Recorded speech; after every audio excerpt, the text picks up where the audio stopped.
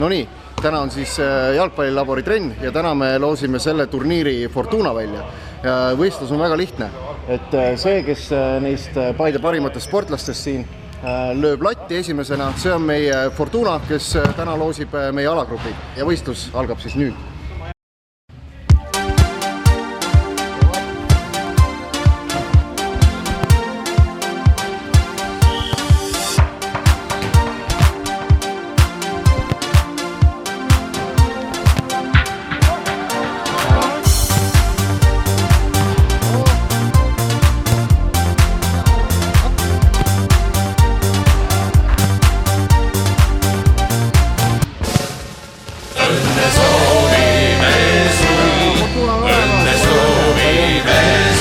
Nagu nägite, oli löök ülimalt professionaalne ja Fortuna selgus, see on Kaspar, meie väravvaht.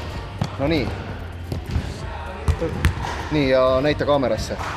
A-alagrupi esimene meeskond on Lääne-Are Arsenal FC, Tallinna meeskond. Aplaus! Ja B-alagrupi, teise alagrupi siis esimene meeskond on Kalju noored Tallinnast. Super, super. Nii, järgmine. Ja järgmine on siis FC Side või Said, ma ei tea, kas see peab eesti või ingliskeelne, aga see on Paide meeskond. Nii et A-alagrupi teine meeskond selgus. Aplaus. Ja B-alagrupi teine meeskond on FC Järva-Jaani. Nii, A-alagrupi kolmas meeskond, Paide jalgpallilabor, ehk siis meie. Nii.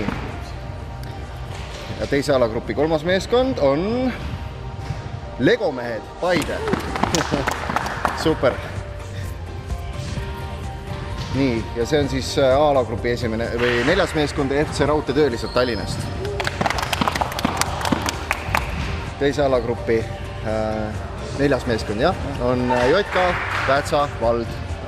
Aplaus. Nii. A-alagrupi viies meeskond on Maleva Street Kohtla-Järvelt. Nii. Ja B-alagrupi viies meeskond on Jotka Reval, Rakvere meeskond.